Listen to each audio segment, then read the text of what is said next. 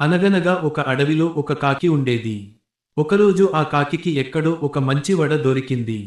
అది ఎంతో సంతోషంతో ఆ వడను తన నోటితో పట్టుకుని ఒక పెద్ద చెట్టు కొమ్మ మీద కూర్చుని హాయిగా తిందామనుకుంది. అదే సమయంలో ఒక నక్క ఆ చెట్టు కింద నుండి వెళ్తూ కాకి నోట్లో ఉన్న వడను చూసింది.